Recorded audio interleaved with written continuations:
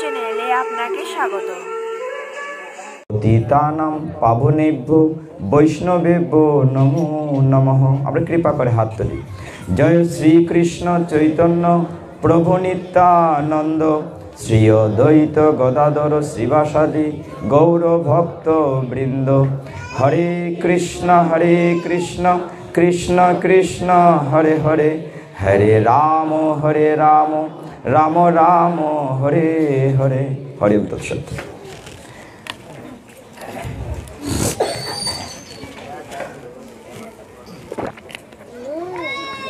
যা হোক, আজকের এই শুভ সন্ধ্যাটি আমার কাছে মনে হচ্ছে আমি যে সীতাকুণ্ড গিয়েছিলাম তার চেয়ে ওইখানে ভালো লাগছে। কোন বিষয়টি?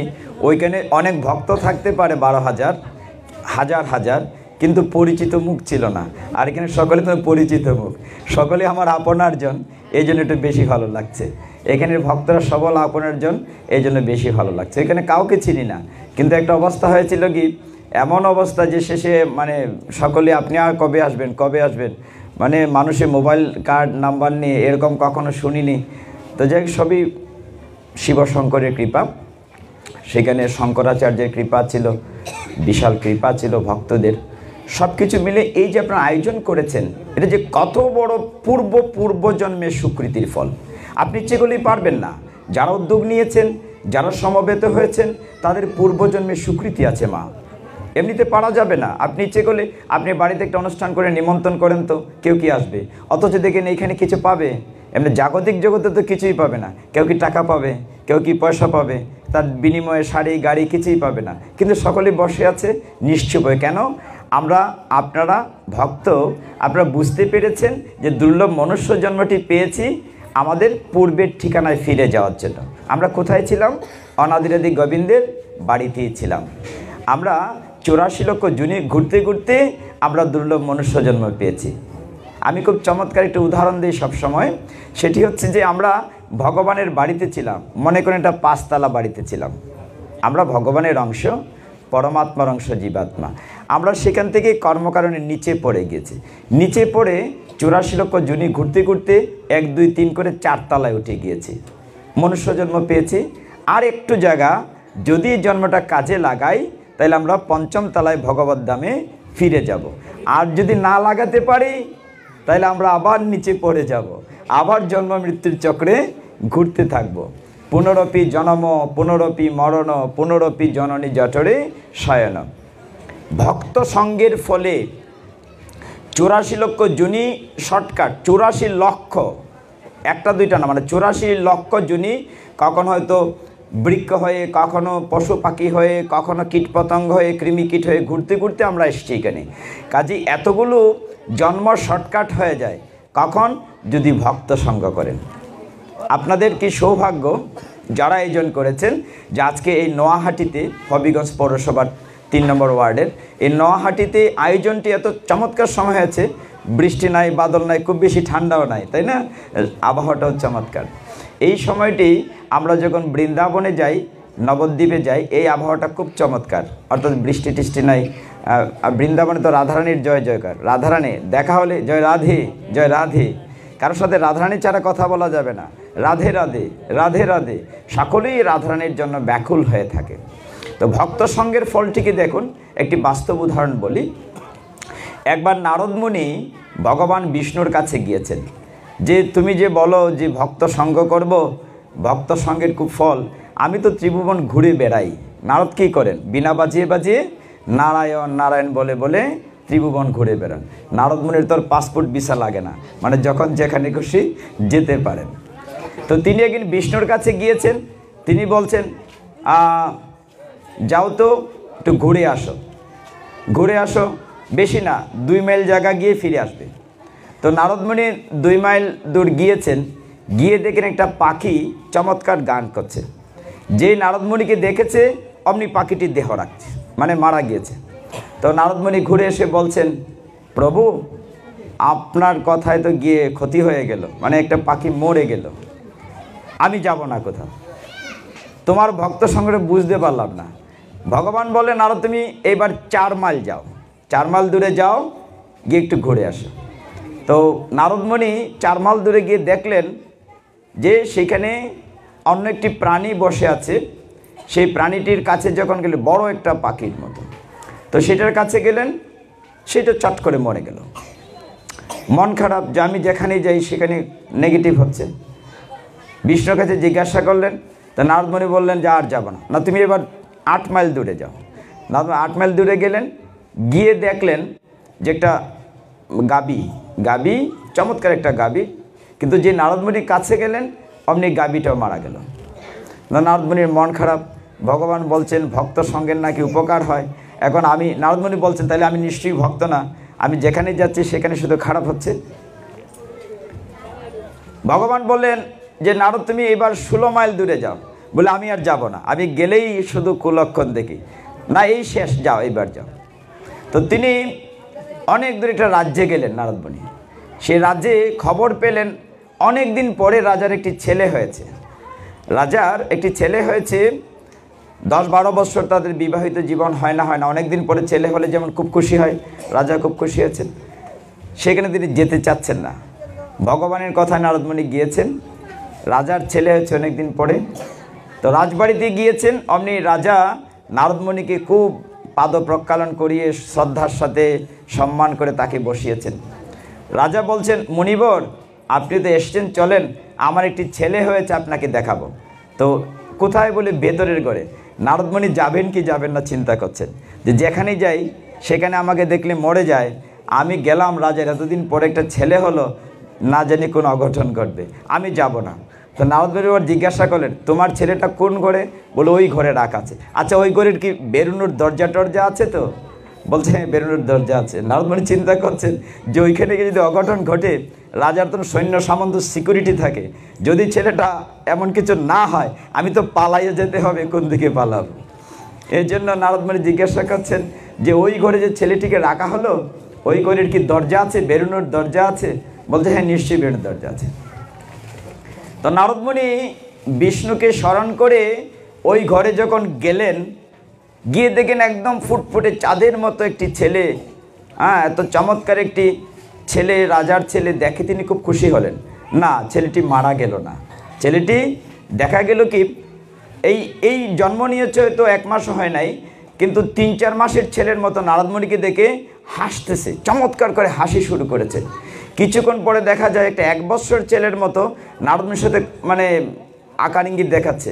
কিছুক্ষণ পরে দেখা গেল এই রাজার ছেলেটি একটি ছোট্ট ছেলের মতো কথা বলছে, নারদমণির সাথে ভগবানের কথা জিজ্ঞাসা করছে, কথা বলছে। এইটা থেকে নারদমণি বিস্মিত হলেন।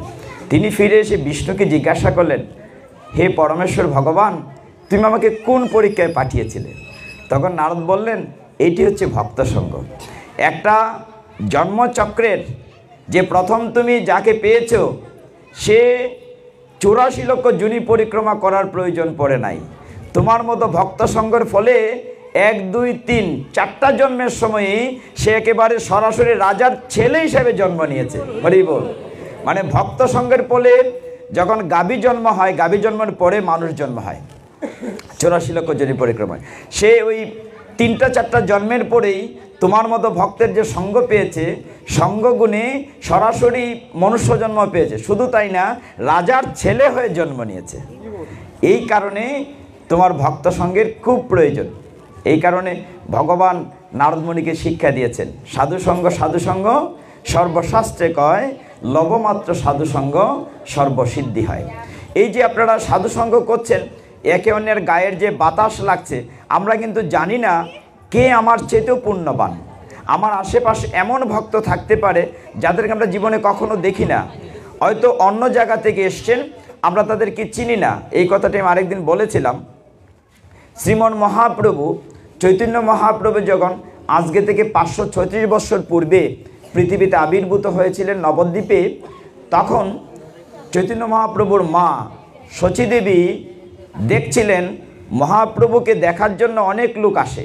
যেমন এখানে আমি সকলকে চিনি, সবার চেহারা মোটামুটি পরিচিত, কিন্তু শচীমাতা দেখছিলেন মহাপ্রভুকে দেখার জন্য এমন অনেক লোক আসছে রাজার বেশ ধরে, রাজা সেজে, মন্ত্রী সেজে, কিন্তু তাকে চিনেন না। শচী মায়ের বাবার নাম ছিল নীলাম্বর চক্রবর্তী, মহাপ্রভুর মার বাবা। দাদামশাই নীলাম্বর চক্রবর্তী খুব জ্যোতির্বিজ্ঞান জানতেন, মানে গণা জানতেন, খুব জ্ঞানী লোক ছিলেন। তাকে তার মেয়ে মানে মহাপ্রভুর মা সত্যমাতা জিজ্ঞাসা করেছে, বাবা আমার ছেলেটাকে দেখতে আসে সারা দুনিয়ার লোক বুঝলাম, কিন্তু কিছু কিছু লোক আসে দেখতে রাজার মতো, কিন্তু আমি চিনি না, ওদেরকে আমি কখনো নবদ্বীপে দেখি নাই, ওরা কারা? তখন নীলাম্বর চক্র বলতেছেন, মাগো তুমি তো জানো না তোমার ছেলেটিকে, হ্যাঁ তোমার ছেলেটিকে তুমি জানো না, স্বয়ং ভগবান রাধারানীর কান্তি ধারণ করে তোমার কোল আলো করে এসছেন। আর তোমার ছেলেটিকে যারা দেখতে আসে তারা বিভিন্ন দেবলোকের, স্বর্গের বিভিন্ন লোক থেকে, ধ্রুবলোক, দেবলোক, ব্রহ্মলোক থেকে বিভিন্ন রাজা মানুষের চেহারা ধরে তোমার ছেলে ভগবান স্বয়ং মহাপ্রভুকে দেখতে আসে। হরি বল। কাজে তুমি চিনবে না। এইখানেও অনেক হয়তো দেখছি আমাদের পরিচিত চেহারায় আছে, কিন্তু এদের ভিতরেও ভগবানের কোনো দেবদেবী থাকতে পারে যারা আমি তাদেরকে চিনব না। কাজে এই ভক্তিময় আসরটি মানুষের জীবনে বড্ড দুর্লভ। এই যে আপনারা আয়োজন করেছেন, এই দুর্লভ সময়টি আমরা তো প্রতিদিন কতভাবে সময় নষ্ট করি না? মানে দামোদর মাসের পরে একটা গ্যাপ পড়াতে হবিগঞ্জ থেকে যে কত ফোন গেছে যে প্রভু আপনি চলে গেছেন, আমরা বড় ফাঁকা ফাঁকা ফিল করছি। আমার মামা তো ফোন করে কেঁদে দিয়েছে যে মামা আপনি চলে গেছেন সীতাকুণ্ড, আমাদেরকে অসহায় করে রেখে। আসলে আমারও খারাপ লাগছিল, সঙ্গ পাচ্ছি না। সাধু সঙ্গের খুব প্রয়োজন আছে। সঙ্গের যে কী প্রয়োজন, আপনি যদি ভালো রাজনীতিক নেতা হতে চান, নেতার পিছনে জ্বালাও জ্বালাও বলতে হবে। ভালো চুর হতে গেলে চুরের সঙ্গ করতে হবে। মানে যে কিছু করতে গেলে তার সঙ্গ করতে হবে। ভালো শিল্পী হতে গেলে উস্তাদের সঙ্গ করতে হবে। এই জন্য সাধু সঙ্গের খুব গুরুত্ব দেওয়া হয়েছে। আমরা একটু গীতা থেকে আস্বাদন করি, তারপরে আমরা ভাগবত টাচ করার চেষ্টা করব। অনাদিরাদি গোবিন্দ পদ্মমুখ নিশ্চিত অমৃত বাণী শ্রীমদ্ ভগবদ্ গীতা। আমাদের জীবনটা যদি, মায়েরা যেহেতু বেশি আছেন, আমাদের জীবনটা যদি সার্থক করতে চাই তাহলে ছেলে মেয়েদেরকে গীতামুখী করতে হবে, এর কোনো বিকল্প নাই। গীতামুখী করতেই হবে। আমরা প্রতিদিন যেন গীতাকে টাচ করি, অন্তত কিছুটা হলে আমরা গীতা অধ্যয়ন করি। গীতা অধ্যয়ন করতেই হবে, এর কোনো বিকল্প নাই। কেন? আমাদের অনেক গ্রন্থ আছে, অনেক পুরাণ আছে, 18টি পুরাণ, 18টি উপপুরাণ, 108টি উপনিষদ। কিন্তু এত গ্রন্থে হয়তো কৃষ্ণদেবেন বেদব্যাস লিখেছেন, অন্যে বলেছে, কিন্তু একটি মাত্র গ্রন্থ শ্রীমদ্ ভগবদ্ গীতা, যেটি স্বয়ং ভগবান বলেছেন। গীতায় কোথাও লেখা নাই শ্রীকৃষ্ণ উবাচ। গীতায় কি লেখা আছে? শ্রী ভগবান উবাচ, মানে ভগবান বলেন। আমরা যদি কারো বাড়িতে যেতে চাই, অচেনা জায়গায় কাউকে যে জিজ্ঞাসা করি এই যে সমাজপতি বাড়িটা কোন দিকে, কেউ তো ডানে দেখাবে, বামে দেখাবে, কিন্তু যে বাড়িতে যাব তাকে শুধু জিজ্ঞাসা করি যে অমুকের বাড়িটা কোথায়, তাহলে সঠিক ঠিকানা দেখিয়ে দেবে। এই জন্য গীতাটি হচ্ছে সঠিক ঠিকানা, কারণ গীতা স্বয়ং ভগবান কথা বলেছেন। ভগবান কি বলেছেন? ভগবান তো 574টি শ্লোক গীতায় বলেছেন। এতগুলো তো আমরা এই অল্প সময় বলতে পারবো না। আমরা দু একটা শ্লোক বলি, তাহলে বুঝতে পারবেন ভগবান কেন ভগবান। অর্জুন যখন জিজ্ঞাসা করেছিল যে ভগবান বলছিল না, অর্জুনের প্রথম দিকে কিছুটা অহংকার ছিল। অর্জুনের গাড়ির ড্রাইভার কৃষ্ণ, ভগবান কৃষ্ণ অর্জুনের রথের ড্রাইভার। ভগবান দেখেন শান্তিপুরীর মণি আশ্রমে যখন লেখাপড়া করেছেন মাত্র 64 দিন, তিনি লোকশিক্ষা দেওয়ার জন্য যে গুরুগৃহে যেতে হয়, শিক্ষা করতে হয়, তিনি সুদামা এবং বলরাম যখন শান্তিপুরী মণির আশ্রমে 64 দিন পড়াশোনা করেছেন, কৃষ্ণ 64 দিনে 64টি কলাবিদ্যা শিখেছেন। এমনকি আমরা যদি মজা করে বলি তিনি বিউটি পার্লারের ট্রেনিংও নিয়েছেন, কারণ কী করে রাধারানীকে সাজাতে হবে শিখতে হবে না, মানে সব শিখেছেন কৃষ্ণ। আর এত লেখাপড়া করে কিসের চাকরি পেয়েছেন? একটা ড্রাইভারের চাকরি পেয়েছেন, তাও আবার অর্জুনের গাড়ির ড্রাইভার। অনাদিরাদি গোবিন্দ কতটুকু বৈরাগ্য যে দেখিয়েছেন। আপনারা দেখেছেন একটা জায়গায় যখন মহাভারতে যুধিষ্ঠির মহারাজ, ভীম, অর্জুন, নকুল, সহদেব যখন ইন্দ্রপ্রস্থ রাজ্য স্থাপন করেছিল, ইন্দ্রপ্রস্থ চমৎকার একটি রাজ্য, এটা ময়দানব একটি বৈঠকখানা তৈরি, মায়া বৈঠক, মানে কোথায় জল কোথায় স্থল বোঝা যেত না, এরকম ছিল। এরকম একটি অনুষ্ঠানে যেদিন যুধিষ্ঠির মহারাজের অভিষেক করা হবে, সেদিন সমস্ত পৃথিবীর নিমন্ত্রিত ছিল দেবতারা, ঋষিরা, মহর্ষি, দেবর্ষি, রাজর্ষি সকলে, বিশ্বদেব, দুর্যোধন, কর্ণ সকলে নিমন্ত্রিত ছিল। সেই রাজসভায় কোথায় জল কোথায় স্থল বোঝা যাচ্ছিল না। এই রাজসভায় যখন দুর্যোধন তারা হেঁটে যাচ্ছিল, শুকনা মনে করে পা দিয়েছে, জলে পড়ে গিয়েছিল। দ্রৌপদী দাঁড়িয়ে দাঁড়িয়ে দেখছিলেন। যে জলে পড়ে গিয়েছে দুর্যোধন, দ্রৌপদী কি বলছিলেন যে খানার ছেলে তো খানাই হয়, মানে অন্ধের ছেলে অন্ধে হয়, তুমি জল বুঝো না, মানে ঠাট্টা করেছিল। এইগুলো ভালো না, মানে এটা রিটার্নটা কি হয় দেখেন। তারপরে যখন এই রাজসভাতেই সকলে সেবা নিলেন, আমি কৃষ্ণের অংশটা বলতে চাচ্ছি, ওইটা বলে লম্বা হয়ে যাবে। কৃষ্ণের যে কতটুকু বৈরাগ্য, এটা লোক শিক্ষার জন্য। কারো বাড়িতে যখন অনুষ্ঠান হয়, বিয়ে লাগে বা শ্রাদ্ধ হয়, আমরা ডিউটি ভাগ করি। কেউ রিসিপশনে বসে ওই উপহার প্রেজেন্টেশন লিখে রাখি, কেউ অতিথিকে খাওয়াই, আলাদা আলাদা ডিউটি। কর্ণ দায়িত্ব নিল মানুষকে দান করার, দুর্যোধন দায়িত্ব নিল রিসিপশন, জিনিস রিসিভ করবে, অনেকে অনেক দায়িত্ব নিল। কৃষ্ণ তারা ভগবান বলে না, বাসুদেব বলে। বাসুদেব গিয়ে যুধিষ্ঠির মহারাজকে বললেন, দাদা আমাকে একটা ডিউটি দেন, সকলে তো ডিউটি নিচ্ছে, আমি কাজ করব, আমার একটা কাজ দেন। যুধিষ্ঠির মহারাজ বলে, না না, তোমার কোনো কাজ করা লাগবে না, তুমি তো বাসুদেব। উনি তো জানতেন, যুধিষ্ঠির জানতেন তোমার কোনো কাজ নেই। ভগবান বললেন, না, তোমার এই রাজ্য অভিষেকে সকলেরই কাজ আছে, আমাকে একটা কাজ দিতে হবে, আমি বলি কি কাজ নেব, আমি পছন্দ করি। কৃষ্ণ বললেন, আপনার বাড়িতে অভিষেক অনুষ্ঠানে যত মুনি ঋষিরা আসবেন, যত অতিথিরা আসবেন, আমি সকলের চরণ ধুব, এটি আমার দায়িত্ব। হরি বল। তাহলে কৃষ্ণ কি দায়িত্ব নিলেন? সকল ভক্তবৃন্দের চরণ ধুইয়ে দেবেন। আমরা কীভাবে নিব কারো বাড়ি থেকে? তো ভগবান কি শিক্ষা দিয়েছেন, কতটুকু বিনয়, কতটুকু বৈরাগ্য। ভগবান বলছেন যে আমার দায়িত্ব হচ্ছে যত অতিথিরা আসবে সকলের আমি চরণ ধৌত করব। আগে গ্রাম দেশে এই প্রথাটি ছিল, কোনো অতিথি আসলে একটা জলছকি, একটা ঘটিতে জল দেয়া হতো। মানে অতিথি বাড়িতে, যারা মুরব্বী তারা বলতে পারবেন, আগে গ্রামের বাড়িতে নিয়মটা ছিল। কারো বাড়িতে আসলে পরে আগে পাদ প্রক্ষালন করে আমরা অতিথিকে বরণ করতাম, গ্রাম দেশে ছিল এটি। ভগবান সেটি করেছেন। ভগবান আরও কত বড় বৈরাগ্য করেছেন। তিনি যখন রথের চালক ছিলেন, অর্জুন তো পেছনে দাঁড়িয়েছিল, আর কৃষ্ণ ঘোড়ার লাগাম নিয়ে রথে যাচ্ছেন। এখন আমরা যদি কোনো গাড়িতে বা রিক্সাতে বসি, ড্রাইভারকে বলি এই ডাইনে যাও বামে যাও, তাহলে যায়। কিন্তু ভগবান কত কষ্ট সহ্য করেছেন, বৈরাগ্য। অর্জুন রথ হিসাবে যখন দাঁড়িয়েছিল, যদি বলতো সামনে যাও যুদ্ধ চলছে, এই ঘাড়ের উপর দিকে লাথি দিতেন অর্জুন, পিছনে যাও কোমরের দিকে পা দিয়ে লাথি দিতেন, ডানে যাও ডাইন ওই যে পাথারের দিকে লাথ দিতেন, বামে যাও বামে পা দিয়ে আঘাত করতেন। তাহলে যুদ্ধ 18 দিন যখন চলেছে, কৃষ্ণ কত হাজারবার অর্জুনের পায়ের লাথি সহ্য করেছেন, একটু চিন্তা করেন না, মানে কত বড় বৈরাগ্য ভগবান দেখিয়েছেন। এইটি হচ্ছে রথের সিস্টেমটা এরকম, ডানে যাও বামে বলা যাবে না, হাতে তীর দিয়ে যুদ্ধ করবে, পা দিয়ে আঘাত করবে। সেই অনাদিরাদি গোবিন্দ ভক্তের জন্য কি না করেছেন। গীতায় যখন অর্জুন বলছিল, আমরা গীতায় একটু টাচ করি, গীতায় যখন অর্জুন বলছিল যে আমি তোমার কথা শুনি না, কেন? যে তুমি তো আমার মতো, তুমি তো ভগবান না। মানে অর্জুনের ভাবটা এরকম যে তোমার তো দুটি হাত দুটি পা, তোমার একটি মাথা, তুমি কি ভগবান নাকি? আমি তোমার কথা শুনবো না, ফিরে চলো, আমি যুদ্ধ করব না, আমি আত্মীয় স্বজন হত্যা করে রাজ্য সুখ চাই না, প্রয়োজনে আমি কি করব? প্রয়োজনে আমি ভিক্ষাবৃত্তি করে জীবিকা নির্বাহ করব। অনেকক্ষণ পরে 7ম অধ্যায়ে, আমি খুব শর্ট করছি, 7ম অধ্যায়ে অর্জুনের প্রশ্নটা সুন্দর ছিল। 7ম অধ্যায়ে জ্ঞান বিজ্ঞান যুগে ভগবান কি বলেছিলেন? বলেছিলেন 14 নং শ্লোকে, দৈবীহি এষা গুণময়ী মম মায়া দূরত্বয়া। অর্জুন বলছেন, হে ভগবান, হে বাসুদেব, হে জনার্দন, হে পার্থ সারথী, তুমি বলেছ তোমার মায়া অতিক্রম করা কঠিন। একটা শ্লোক যদি শুধু মন দিয়ে খেয়াল রাখেন তাইলে হবে। ভগবান কি বলছেন?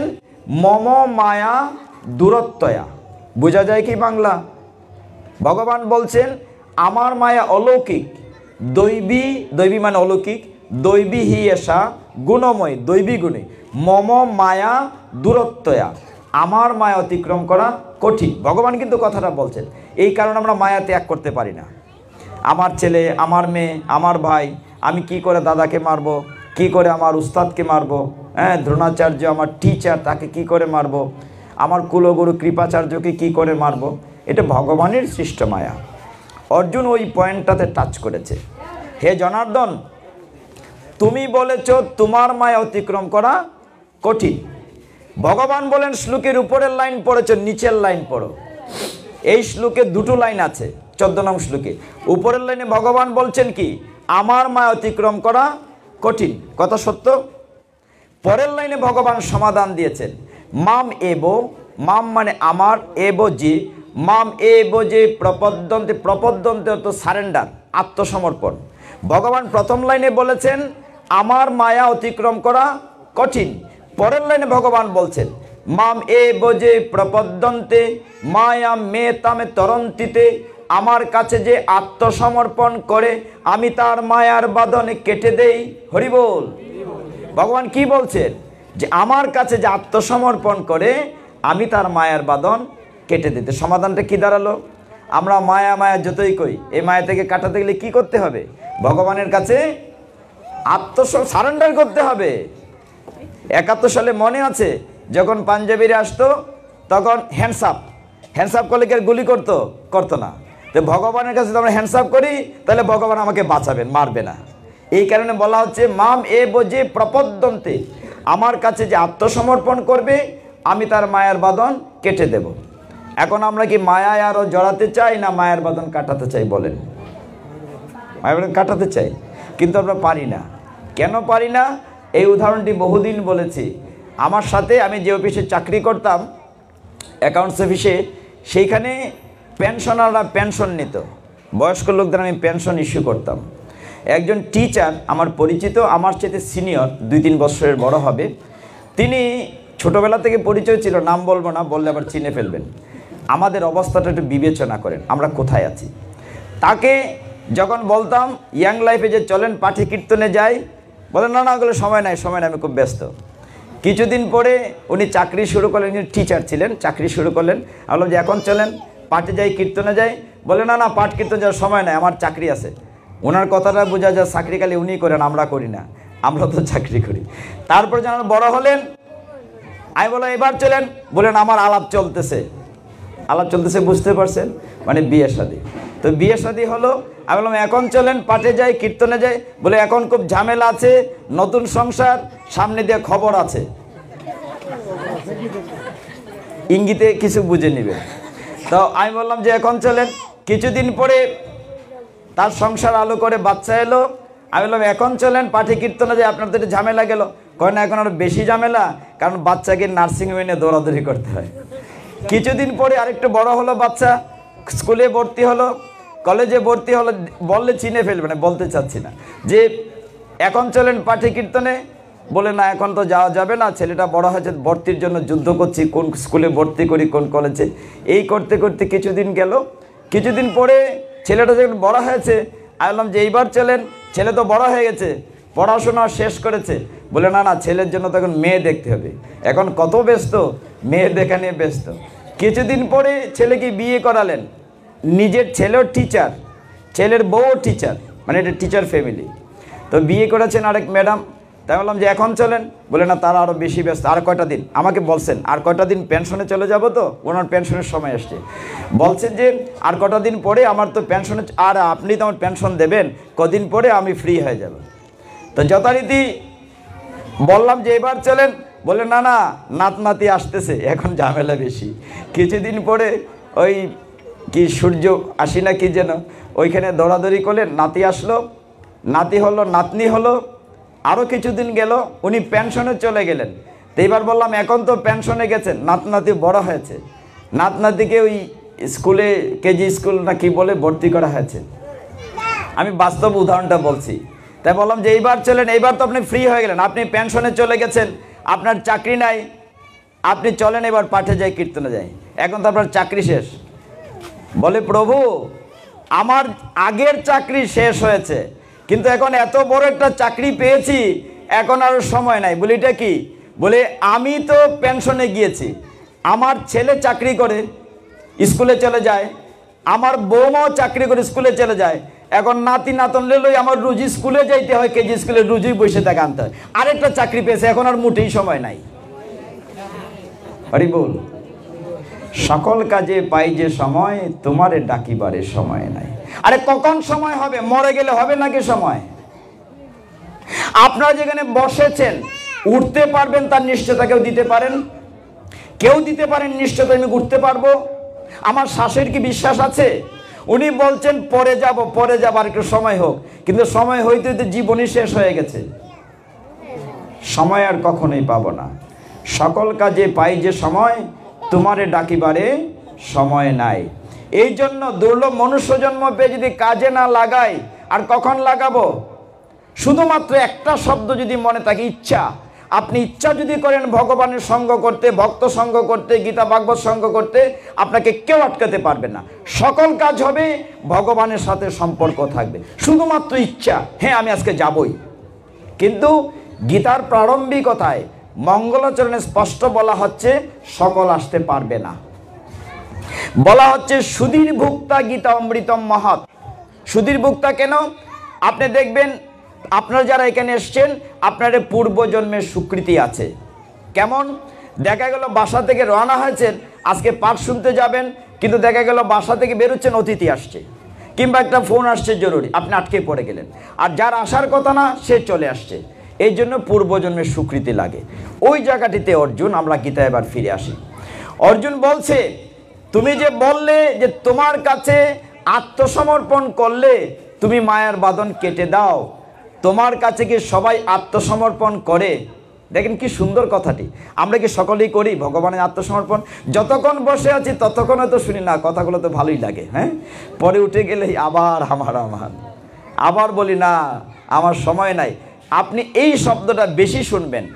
যাকেই জিজ্ঞাসা করেন, ছেলে হোক বুড়া হোক, আর না ভাই সময় নাই কিচ্ছু কইলে, যে কোনো কাজে না সময় নাই, আমি খুব ব্যস্ত। বোঝা যায় না হলে দুনিয়াই চলতো না, এত ব্যস্ত। আচ্ছা আপনি বলেন তো, পৃথিবীতে কারোর জন্য কোনো কিছু আটকে থাকে? নিশ্চয়ই না। আপনি মনে করেন আপনি না থাকলে সংসারটা চলবে না, আমি না থাকলে মনে করি বোধহয় সংসারটা চলবে না। আমি এখন চোখ মুজে ঘরে সাদা কালো ফটো হয়ে যায়, দেখেন আটকে থাকে কিনা কিছু? কারোর জন্যই কোনো কিছু আটকে থাকে না। কিন্তু আপনার জবাব আপনাকে দিতে হবে, আপনার হিসাব আপনাকে দিতে হবে। আপনার স্ত্রী পুত্র পরিজন কেউ আপনার ভাগ নেবে না। রত্নাকর দস্যুর কি ভাগ নিয়েছিল? নেয় নাই। আপনারা সকলেই জানেন সেই কাহিনী। রত্নাকর দস্যু দস্যুবৃত্তি করত, ডাকাতি করত, মানুষকে মেরে ধরে লুটপাট করত।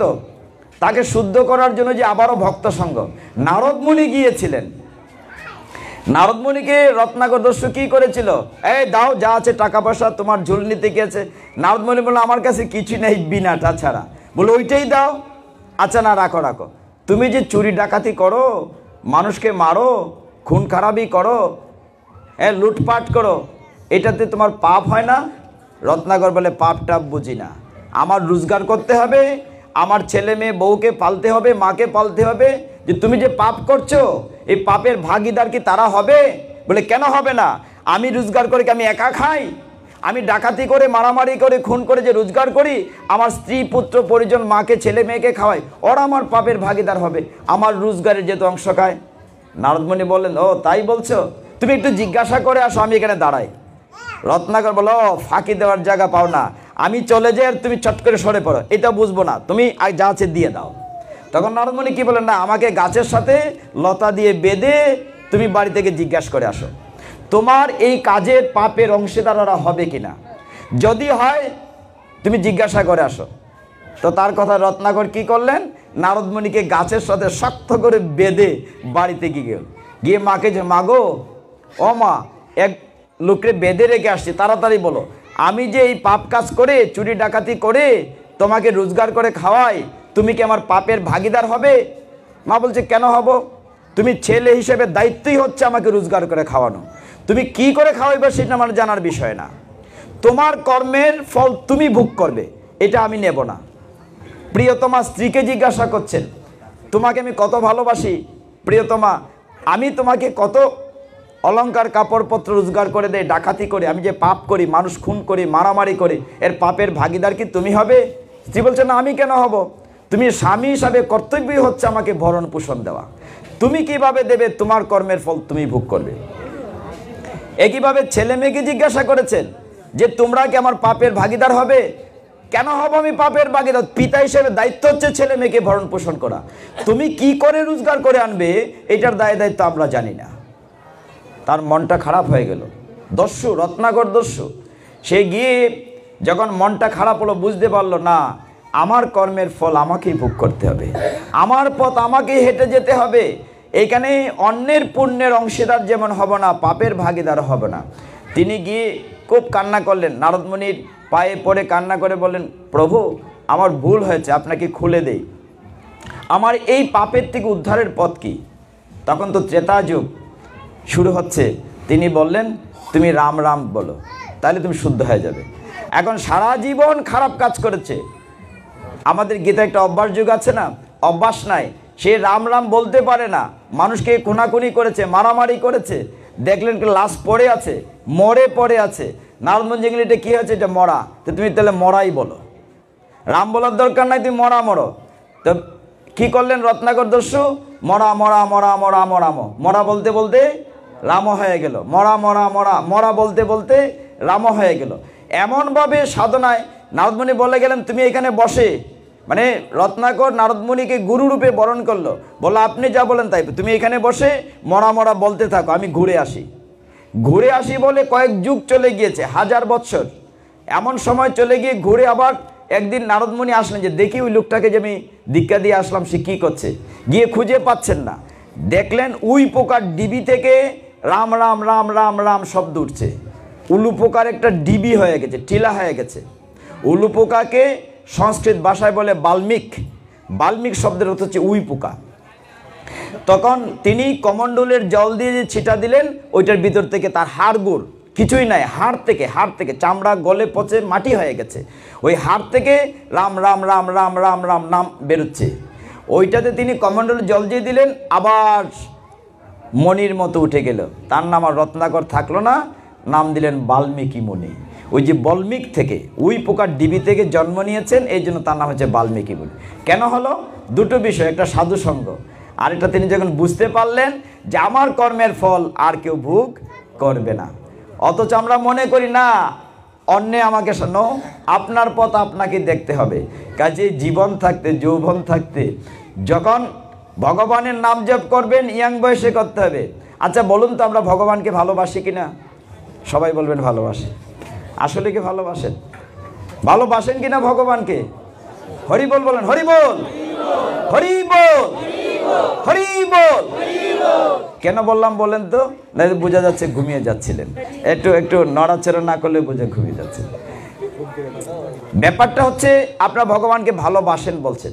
আচ্ছা আমরা যাকে ভালোবাসি তাকে আমরা একটা তাজা ফুল দেই না ফুটা ফুল দেই? নিশ্চয় তাজা ফুল দেই। আর যদি একজন মা ছেলেকে ভালোবাসে, ছেলে মেয়েকে ভালোবাসে, ভাই বোনকে ভালোবাসে, একজন প্রেমিক প্রেমিকাকে ভালোবাসে, তাই না? যখন ভালোবাসে তাকে একটা লাল গোলাপ তাজা ফুল দেবে না ফুটা ফুল দেবে?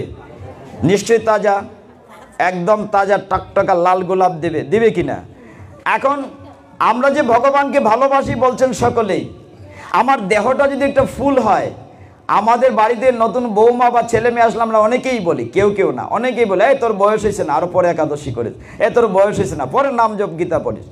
আরে বয়স হলে তুমি ফুটা গোলাপ হয়ে যাব, তখন ভগবানের চরণে কোনো কাজে লাগবে? হরি বল, কোনো কাজে লাগবে? লাগবে না। আপনি কিন্তু কথা দিয়েছেন ভগবানকে ভালোবাসেন, এখন নিজেরই প্রশ্ন করেন কোন বয়স থেকে ভগবানকে ভালোবাসতে শুরু করেছেন? হ্যাঁ, 8 বছর বয়স থেকে। ভেরি গুড, এই মাতাজিকে ধন্যবাদ। শাস্ত্র, গীতা শাস্ত্র, বিশেষ করে পদ্মপুরাণে লেখা আছে, পদ্মপুরাণে লেখা আছে একাদশী ব্রত পালন করতে 8 থেকে 80 পর্যন্ত, 8 থেকে 80 পর্যন্ত একাদশী ব্রত ম্যান্ডেটরি। তাইলে আপনারা যেহেতু বলেছেন ভগবানকে ভালোবাসেন, তাইলে আমাদের যৌবন বয়সটা মানে তাজা গোলাপটাই তো ভগবানকে নিবেদন করব। আমি যদি বুড়ো হয়ে যাব তাহলে তো এটা ফুটা গোলাপ হয়ে যাবে। তার মানে প্রমাণ হলে ভগবানকে ভালোবাসি না, যে বুড়ো হলে দিতে চাই না। একদম ফ্রেশ রেড রোজ, আমরা একদম তাজা গোলাপ ভগবানকে দেব। আমরা আবার গীতায় ফিরে যাই। জানি না আপনারা কতটুকু সময় দেবেন আজকে, আমার খুব ভালো লাগছে। এখন আপনারা যদি বলেন বন্ধ করে দেব, বন্ধ করে দেব। ঠিক আছে, না শুরু করেছি মাত্র। যতটুকু ভগবানের সঙ্গে থাকা যায়। অর্জুনকে কি বললেন? যে তুমি আমার কাছে আত্মসমর্পণ করো। অর্জুন তারপরে কি জিজ্ঞাসা করলো? যে সবাই কি তোমার কাছে আত্মসমর্পণ করে? ভগবান বললেন না, 4 প্রকার লোক আমার কাছে আত্মসমর্পণ করে না। 4 প্রকার লোক আত্মসমর্পণ করে না। কারা কারা? 15 শ্লোকে ভগবান বলছেন, নমাম, খুব মন দিয়ে খেয়াল করেন এর ভিতরে আমরা আছি কিনা। নমাম দুষ্কৃতি ন মূঢ়াহ প্রপদ্যন্তে নরাদমাহ মায়য়া অপরিত জ্ঞানম আসুরাম ভাবম আশ্রিতাহ। 4 প্রকার লোক ভগবানের কাছে আত্মসমর্পণ করে না। প্রথম হচ্ছে ভগবান বলছেন ন মাম। অনেকেই মনে করেন গীতাটি খুব কঠিন গ্রন্থ। আমি সবসময় বলি সবচেয়ে সহজ গ্রন্থ হচ্ছে গীতা। গীতার থেকে ভাগবত উপরে, ভাগবত থেকে চৈতন্য চরিতামৃত মাস্টার ডিগ্রি, সবচেয়ে সহজ গীতা। ভগবান 15 শ্লোকে কি বলছেন? আমার কাছে আত্মসমর্পণ করে না। কারা করে না? দুষ্কৃতিকারী। 1 নম্বর হচ্ছে দুষ্কৃতিকারী। আমাদের যে দুষ্কৃতিকারী নাই আছে, তার দুষ্কৃতি না মূঢ়া। মূঢ়া মানে মূর্খ, আমার মতো মূর্খ। তারপরে বলা হচ্ছে দুষ্কৃতি না মূঢ়া প্রপদ্যন্তে নরাদমাহ, যারা নরের মধ্যে অধম, নরাদম ভগবানের কাছে আত্মসমর্পণ করে না। আর কে করে না? অসুরের মতো যার ভাব, যার ভাবটা আসুরিম ভাবাশ্রিত। আর কে করে না?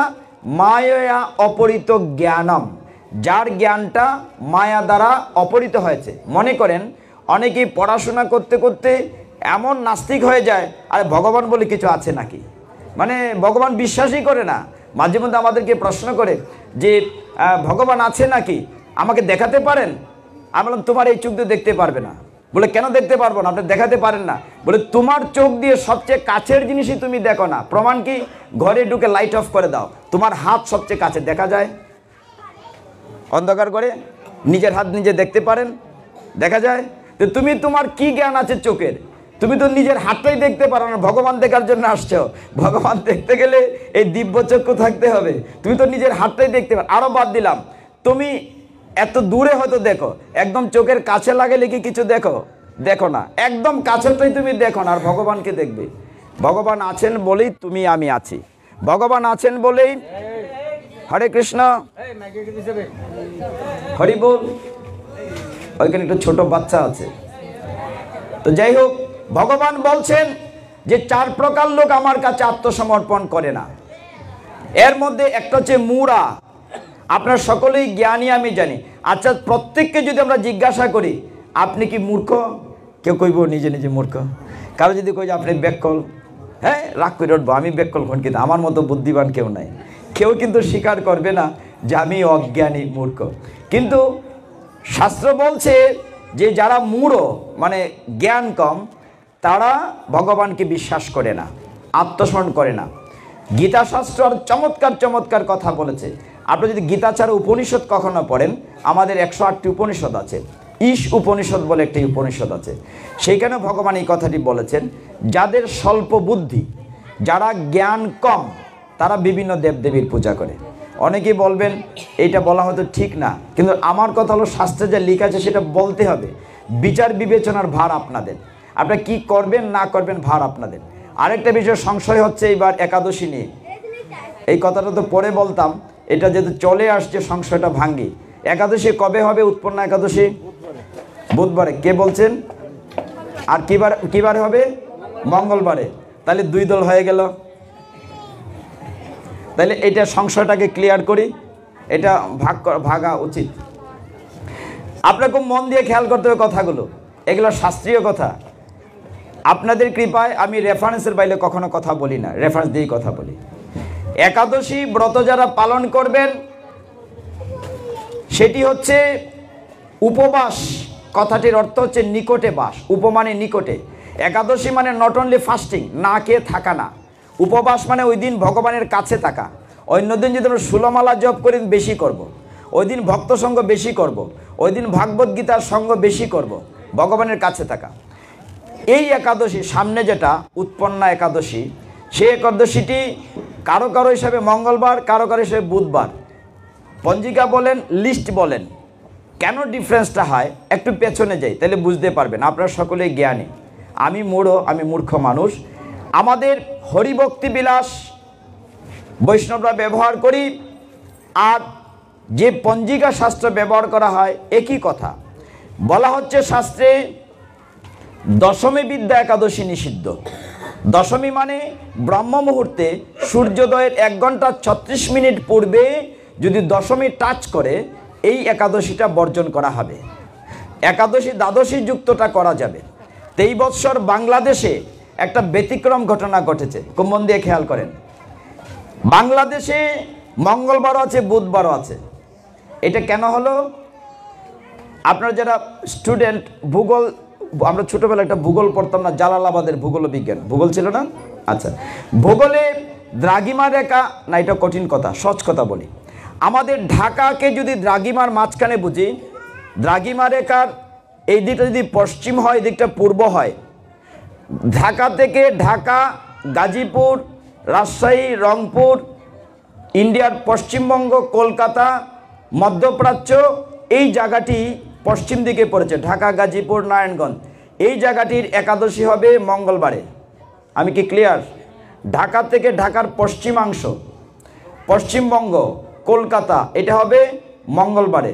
আর ঢাকার পূর্ব প্রান্তে আমরা যারা আছি, মনে করেন চিটাগাং, সিলেট বিভাগ, সুনামগঞ্জ, কিশোরগঞ্জ, ব্রাহ্মণবাড়িয়া, এমনকি চীন, হংকং, আমরা যারা পূর্ব অংশে আছি, পূর্ব দ্রাঘিমা, এটা দ্রাঘিমা রেখা বলে, পূর্ব দ্রাঘিমাতে আমরা যারা আছি, আমাদের একাদশী হবে বুধবারে। Am I clear? আমি কি বিষয়টা পরিষ্কার করতে পেরেছি? ঢাকা থেকে ঢাকার পশ্চিমাংশে যারা আছি, তাদের একাদশী হবে মঙ্গলবারে। পৃথিবীতে তো গোল, আমাদের এখানে রাত, আমেরিকাতে এখন কি দিন। তো সূর্যোদয়ের সাথে যেহেতু সম্পর্ক, সূর্যটা ঘুরছে, পৃথিবীও ঘুরছে, সূর্য নিজ অক্ষের মধ্যে ঘুরছে, আর পৃথিবী লাঠির মতো ঘুরে ঘুরে ঘুরছে। 24 ঘন্টায় এক চক্কর, সারাটা ঘুরতে এসে 365 দিন, প্রায় 364 দিন, 6 ঘন্টা সামথিং, মানে 365 দিন যখন ঘুরছে, সব জায়গায় আলো সমানভাবে লাগে না, সূর্যের আলো। সূর্যাস্তর সাথে যেহেতু একাদশী সম্পর্কিত, ঢাকা এবং ঢাকার পশ্চিমাংশ, পশ্চিম কলকাতা, বৃন্দাবন, নবদ্বীপ পর্যন্ত, দিল্লি, হরিয়ানা, ওই দিক পর্যন্ত, মধ্যপ্রাচ্য পর্যন্ত হচ্ছে মঙ্গলবার একাদশী। আর ঢাকার পূর্বাংশে আমরা যারা আছি, সিলেট বা সুনামগঞ্জ, ব্রাহ্মণবাড়িয়া, আমরা চিটাগাং, আমরা করব বুধবারে। কারো কোনো প্রশ্ন আছে কি এই বিষয়ে? আর সংশয় আছে? তাহলে যারা মঙ্গলবার একাদশী করবেন তারা কলকাতা গিয়ে করবেন, আমার কোনো আপত্তি নাই, তারা পালন করবেন বুধবারে। আর যারা বাংলাদেশের সিলেট অংশে, না, তারা গাজীপুর গেলেও করতে পারবেন মঙ্গলবারে, গাজীপুর গেলেও মঙ্গলবারে করতে পারবেন। আর যারা এই সিলেট অংশে থাকবেন তারা বুধবারে করবেন, পালনা করবেন পরের দিন। পালনার টাইম 6টা সামথিং থেকে 9টা 54 পর্যন্ত। যা হোক, তাইলে ক্লিয়ার তো? আর আমার অনুরোধ হচ্ছে, আপনার চেষ্টা করবেন সঠিক বিষয়টা বোঝার জন্য, কারো সাহায্য দরকার নাই। আপনারা যদি সূর্যোদয় হিসাবটা রাখেন, আপনারা বের করতে পারবেন। আমরা যে জায়গাটিতে ছিলাম, ভগবান অর্জুন কি বলছেন? যে 4 প্রকার লোক তার কাছে আত্মসমর্পণ করে না, এর মধ্যে আছে মুড়া। মুড়া মানে মূর্খ। এই গল্পটা আমি বহু জায়গায় বলি। কেন? আমরা নিজেদেরকে খুব জ্ঞানী মনে করি, কিন্তু আসলে না। আমাদের ডানে বামে যারা আছে, আমার চেয়ে সকলেই জ্ঞানী। এক ভদ্রলোক ব্যবসা করতেন, তিনি তোলার ব্যবসা করতেন। আগে তো গাড়ি ঘোড়া ছিল না, গাধার পিঠে করে নেওয়া হতো মাল। আমরাও ছোটোবেলা দেশের বাড়ি থেকে ঘোড়ার পিঠে করে ধান আনতাম, বাহুবল থেকে, এরকম গাধা ঘোড়া ছিল। তো গাধা তো আমার মতো, তার পিঠে বেশি বোঝা না দিলে সে যায় না। তখন একবার হলো কি, এই ব্যবসায়ী তার গাধার পিঠে তোলার বস্তা বেঁধে দিচ্ছেন, ব্যবসা চলছে। কিছুদিন যাওয়ার পরে দেখলেন ব্যবসা ভালো চলছে না।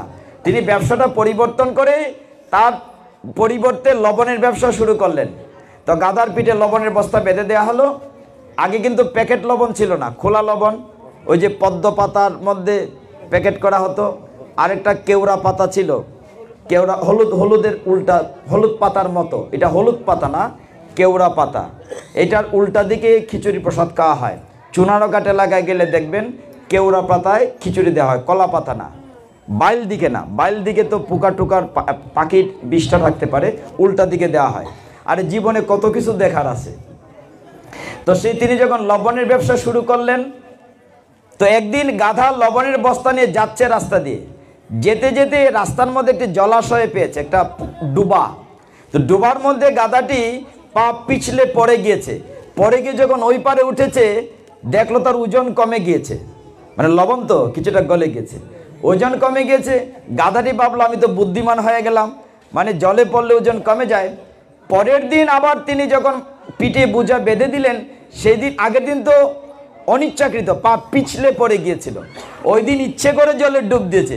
জলে ডুব দিয়ে ওই পারে উঠেছে, দেখলো তার ওজন কমে যায়, বুদ্ধিমান হয়ে গেল। গাধাটি ভাবলো আমি তো বুদ্ধিমান হয়ে গেছি। এইভাবে যখন দিন চলছে, ব্যবসায়ী দেখলেন তার ব্যবসায় আবার লস হচ্ছে, তিনি আবার আগের ব্যবসায় চলে গেলেন। মানে গাধার পিঠে ইচ্ছে মতো ওই তুলার বস্তা বেঁধে দিলেন, হরিবল বেঁধে দিলেন। তো গাধা তো আর জানে না তার পিঠে কি দেয়া আছে, সে তো নিজেকে খুব বুদ্ধিমান মনে করছে। সে যথারীতি জলাশয়ে ডুব দিয়েছে, কিন্তু ওই পারে গিয়ে উঠতে পারে না, হরিবল ওই পারে গিয়ে উঠতে পারে না। তুলা কি হয়েছে, ভিজে ভারী হয়ে গিয়েছে। এইরকম যারা মোড়া আমার মতো গাধা, তারা হয়তো ভগবানের আত্মসমর্পণ করে না, মনে করো আমি খুব জ্ঞানী হয়ে গেছিলাম। আসলে জ্ঞানটা অপরিসীম ভগবানের। আর বিশেষ করে আমাদের সনাতন শাস্ত্রে এত বিস্তৃত, এত ভাস্ট নলেজ রাখতে হয়। গীতা, ভাগবত, চৈতন্য চরিতামৃত, মহাভারত, আমাদের 18টা পুরাণ, এত জ্ঞান মাথায় ধারণ করা খুব কঠিন ব্যাপার। তারপরেও আমি অনুরোধ করি শুধু গীতায় থাকেন, তাইলে গীতা আপনাকে সব পথ দেখাবে। আরেকটু আগাই, অর্জুন যখন বুঝলেন যে সকলে তার কাছে আত্মসমর্পণ করে না, তার মানে আমরাও করি না, নিজেকে প্রশ্ন করেন আমরা কোন দলে পড়ি? আমি কি অসুর, না দুষ্কৃতিকারী, না মুড়া মানে মূর্খ, না আমার জ্ঞান নাই? তাহলে আমরা নিজেরা বিবেচনা করতে পারবো আমি কোন দলে পড়ি। আত্মসমর্পণ করতে হবে, সারেন্ডার টু দ্য অলমাইটি। অর্জুনকে তিনি ভগবান অনেক কথা বলেছেন। দশম অধ্যায় একটা শ্লোক বলে আমি আর দুইটা শ্লোক বলে গীতাকে বিশ্রাম দেব। দশম অধ্যায়ে ভগবানের নির্দেশটা কী ছিল? দশম অধ্যায় হচ্ছে বিভূতি যুগ। বিভূতি মানে কি? ভগবানের সমস্ত গুণ প্রকাশ করেছেন। ভগবান হচ্ছেন যেমন একদম বেদের মধ্যে মনে করেন সামবেদ, তিনি পাখির মধ্যে গরুর পাখি, মানে সেরা সেরা, পর্বতের মধ্যে হিমালয় পর্বত, এরকম সব বড় বড় কিছু। অর্জুনকে তিনি বোঝালেন এটা থিওরিটিক্যাল ক্লাস। দশম অধ্যায় হচ্ছে থিওরিটিক্যাল ক্লাস, আর 11 অধ্যায় হচ্ছে প্র্যাকটিক্যাল ক্লাস। আমরা সায়েন্সে বললে থিওরিটিক্যাল থাকে, প্র্যাকটিক্যাল থাকে, ব্যবহারিক এবং তথ্যীয়। অর্জুন যখন জানলেন দশম অধ্যায়ে, তিনি প্রশ্ন করলেন, হে জনার্দন, তাহলে আমরা কি করে থাকবো বলো? ভগবান উত্তর দিলেন, আমার সাথে যুক্ত থাকো। এই জায়গাটিতে আমরা পারি না, আমাদের কত অজুহাত দেখাই, আমাদের সময় নাই। ওই যে গল্পটা বললাম, সময় নাই। ভগবান বলছেন দশম অধ্যায় বিভূতি যুগে 10 নং শ্লোকে, তেষাম সততযুক্তানাম ভজতাম প্রীতিপূর্বকম দদামি বুদ্ধিযুগমতম এন মামুপয়ান্তিতে। হে অর্জুন, যিনি নিত্য ভক্তিযুগ দ্বারা, বলছেন তেষাম সততযুক্তানাম, যিনি নিত্য ভক্তি দ্বারা কি বলছেন আমার সাথে যুক্ত থাকে, আমি তাকে এমন শুদ্ধ জ্ঞান দান করি যার ফলে সে আমার কাছে চলে আসে। হরি বল। আচ্ছা, আমরা কেন বসেছি? আমাদের হারানো বাড়িতে ফিরে যাব, তাই তো, ভগবত ধামে ফিরে যাব। তাইলে এই শ্লোকে ভগবান কি বলছেন? যিনি নিত্য ভক্তি দ্বারা আমার সাথে যুক্ত থাকে, আমি তাকে এমন জ্ঞান দান করি যার ফলে সে আমার কাছে ফিরে আসে। তাইলে আমরা ভগবানের সাথে যুক্ত থাকবো কি না? না, যুক্ত থাকবো না, তো সময় নেই, থাকার সময় কই? এইটার উদাহরণ চমৎকার। বিশেষ করে মাতাজিরা, শাস্ত্র বলছে তুমি হাতে কাম মুখে নাম। ভগবানের সাথে যুক্ত থাকা যায় বিভিন্নভাবে। আমরা যখন ঘর মুছি সকালবেলা, এরকম করে ঘর জন্য বললো হরে কৃষ্ণ হরে কৃষ্ণ। আমার ঘর মুছা কিন্তু বন্ধ হয় নাই, রান্না করছি ছেনি দিয়ে এরকম করে বললাম হরে কৃষ্ণ হরে কৃষ্ণ। আমি কি ভগবান থেকে দূরে থাকলাম? যুক্ত থাকলাম। আরেকটা যুক্ত থাকা যায় স্মরণে। স্মরণে কেমন? আমরা যে বিভিন্ন পাঠে যাই, কীর্তনে যাই, তীর্থস্থানে যাই, মন্দিরে যাই, ইস্কনে গেলাম, মহাপ্রভু আখড়ায় গেলাম, রাধা মাধবের আখড়ায় গেলাম, ওইগুলা চোখে চোখে ভাসানো যায়। আপনি দেখবেন এক এক মন্দিরে রাধা গোবিন্দের এক এক রকম চেহারা, আলাদা আলাদা, কিন্তু রাধা গোবিন্দের আখড়া, রাধা গোবিন্দ যেমনটি, এই রাধা মাধবের আখড়া একরকম না। আপনি দেখবেন রাধা মাধবের আখড়ায় এই কৃষ্ণ রাধারানীকে একটু বেশি ভালোবাসেন, একটু মাথা সোজা না, একটু বাম দিকে কাত হয়ে একটু হাসি দিয়েছে, ঠিক কিনা? রাধা মাধবের একরায় এরকম সোজা না, একটু কাঁধে, রাধারানীর প্রতি একটু ইফেকশনটা বেশি, লাভটা একটু বেশি, একটু কাত করে একটু হাসি দিয়েছেন। তাহলে আপনি চেহারাটা মনে করলেন, তার মানে কি ভগবানের সাথে যুক্ত থাকলেন। বিষয় আর বিষ মনে করবেন না, কেউ আপনার সাথে যাবে না, কিচ্ছু আপনার সাথে যাবে না। আমাদের দেহটার দুইটা ভাগ, একটা স্থূল দেহ, এটা হচ্ছে ক্ষিতি অপর তেজ মরুদ্ভূম, মানে মাটি জল আগুন বাতাস, মারা গেলে এটা ছালি মাটির ছাই হয়ে যাবে। আরেকটি হচ্ছে সূক্ষ্ম দেহ, যেটা হচ্ছে মন বুদ্ধি অহংকার। আপনি যা কাজ করছেন সেটা পরবর্তী জন্মে বহন করে নিয়ে যাবে। আপনি পরের জন্মে কি কাক হবেন না পাখি হবেন না মাছ হবেন না কৃমিকীট হবেন, আপনার কর্ম সেটাকে নিয়ে যাবে। যমরাজ ছাড়বে না, পালাবার পথ নাই, জম আছে পিছে। মনে করেন যে আমি চোখ মুজে তার রেখে দিলাম কাকের মতো, কেউ বুঝো দেখলো না, না, সব রেকর্ড হচ্ছে, সব ভিডিও রেকর্ড হচ্ছে। কে করছে? সিসি ক্যামেরা বসানো আছে আপনার কাঁধের উপরে, তার নাম হচ্ছে চিত্রগুপ্ত। সৈত্যার রায় থেকে মা চিত্রগুপ্ত লিখতে শুরু করে। চিত্রগুপ্ত মানে সিসি ক্যামেরা, চিত্র মানে ছবি, গুপ্ত মানে গোপনভাবে। চিত্রগুপ্ত কে জানেন? যমরাজার সেক্রেটারি। যখন কেউ মারা যায়, দেহ ত্যাগ করে, দেখবেন অনেক সময় হাত মুখ বাঁকা হয়ে যায়, বিছানাপত্র নষ্ট করে ফেলে, করে না এরকম? মৃত্যুর আগে কেন হয়? তার সামনে তার সারা জীবনের কর্ম দেখানো হয়। তুমি দেখো সারাটা জীবন তুমি কি করেছো, এই যে দুর্লভ মনুষ্য জন্মটা তোমাকে দেয়া হয়েছে, তুমি দেখো সারাটা জীবন তুমি কি করেছো। তোমার চোখের সামনে সব দেখানো হচ্ছে, পালাবার পথ নাই, সব কিছুর হিসাব দিতে হবে। মৃত্যুর পূর্বে যখন যমরাজ হচ্ছেন জাস্টিস, বিচারক, তিনি বিচার করেন যে আমাকে 6 মাসের জেল দিবেন। আমাদের 28 প্রকার নরক আছে, নরকের বিবরণ দিলে ভয় পাবেন আপনারা। আমাদেরকে কোন নরকে দেয়া হবে? যমরাজের কাছে কারো মৃত্যুর আগে যখন দেহটাকে নিয়ে যাওয়া হয়, আত্মাটাকে, যমদূতরা দাঁড়িয়ে থাকে। চিত্রগুপ্তর সামনে তার সমস্ত কেস হিস্ট্রি, সারা জীবনের রেকর্ড বের করা হয় মা। সে রেকর্ড বের করে যমরাজ জিজ্ঞাসা করেন। যমরাজ কিন্তু ভালো, তিনি চান তাকে ভালো জায়গায় দিতে, মৌকুফ করতে। তার সেক্রেটারি চিত্রগুপ্তকে জিজ্ঞাসা করেন, চিত্রগুপ্ত দেখো তো এই লোকটি কি করেছে সারাটি জীবন, তুমি দেখো। চিত্র বলছে, না প্রভু, ওই লোকটি সারা জীবন কোনো ভক্ত সঙ্গ করে নাই, তুমি আরেকটু দেখো যে লোকটা কি করেছে। বলে সারা জীবন চুরি করেছে, ডাকাতি করেছে, ভাইয়ে ভাইয়ে ঠকাঠকি করেছে, অন্যের অপহরণ করেছে, তুমি আরেকটু দেখো। যমরাজ কিন্তু তখনও চাইছে তুমি আরেকটু দেখো। বলছে আরেকটু দেখো, বলছে না কিছুই করে নাই, সে পরস্ত্রী গমন করেছে, অবৈধ সঙ্গ করেছে। যমরাজ তখনও বলেন তুমি দেখো না, ওই লোকটি জীবনে কি কিছুই করে নাই। একদম শেষে গিয়ে চিত্রগুপ্ত দেখছে, না না মহারাজ, এই লোকটি জীবনে একটি ভালো কাজ করেছিল। বলে কোথায়? বলে নয়াহাটিতে একদিন সে গীতা শ্রবণ করেছিল, অতএব তাকে তুমি মাফ করে দাও। অন্তত একদিন সে গীতা শ্রবণ করেছে, এই কারণে তার সমস্ত পাপ তুমি ডিলিট করে দাও। কিচ্ছু করে নাই, সারা জীবন খুব খারাপ কাজ করেছে, কিন্তু একটা দিন অন্তত সে সাধু সঙ্গ করেছে, একটা দিন অন্তত সে মন দিয়ে ভগবানের কথা শ্রবণ করেছে, একটা দিন অন্তত সে সাধু সঙ্গ করেছে, একটা দিন অন্তত জ্ঞাত সারে অজ্ঞাত সারে হোক ভক্তদের মাঝে সে গীতা শুনেছে, ভগবানের অমীয় কথা শুনেছে। যমরাজ বলেন তাহলে তুমি তার সমস্ত পাপ তুমি ডিলিট করে দাও। ভগবান কৃপা করেন, যমরাজ কৃপা করেন যে না, তাকে আমি কঠিন নরকে দেব না, অন্তত একদিন সে পাঠে গিয়ে ভগবানের অমৃত কথা শ্রবণ করেছে, তার সমস্ত পূর্বের পাপ তুমি মাফ করে দাও। এই হচ্ছে ভগবানের কথা। ভগবান বলেন তোমার এই দুর্লভ মনুষ্য জন্মে আমি তোমার কাছে কিচ্ছু চাই না, আমি তোমার শুধুমাত্র ভক্তি আর 2 ফোঁটা অশ্রু জল চাই। আচ্ছা বলেন তো, ভগবানকে আমার দেওয়ার কিচ্ছু আছে? এই যে ফুল, এই যে ফল, এই যে বাড়ি গাড়ি ধন দৌলত টাকা পয়সা সবই তো ভগবানের, আমার দেওয়ার কিচ্ছু আছে? আমার কি দেওয়ার আছে? তোমার ফুল দিয়ে তোমাকে পূজা করি, তোমার টাকা পয়সা তোমাকে দিয়ে বলে আমি দিয়েছি। আমি কি নিয়ে এসেছিলাম পৃথিবীতে? আমি তো ন্যাংটা এসেছি, খালি গায়ে এসেছি। আবার যেদিন এই পৃথিবী ছেড়ে চলে যাব, সেদিন আমি কিচ্ছু নিয়ে যাব মা? বলেন আমি এই কাপড় চোপড় কিচ্ছু নিয়ে যাব? আমার বাড়ি গাড়ি টাকা পয়সা ধন দৌলত সব পড়ে থাকবে, সব তো ভগবান দিয়েছেন, তিনি কৃপা করে দিয়েছেন, তারটা তাকে দেব। কত মূর্খের মতো বলি, ভগবান আমি তোমাকে দিয়েছি আমার এই জিনিসটি, আমি কিচ্ছু নিয়ে এসেছি? কিছুই নিয়ে আসি নাই। অথচ ভগবান ভক্তের কাছে কি চান? ভগবান তো কুরমা ফলও চান না।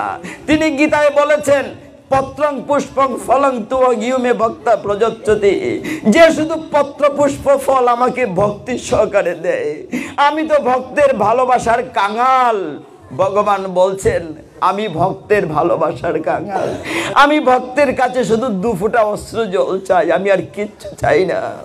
হে ভক্তগণ, আমাদের যখন অশ্রু নিঃসৃত হয়, আমাদের পাপে ভরা দেহটা থেকে যেন গলে গলে পাপ ক্ষয় হয়ে বেরিয়ে যায়।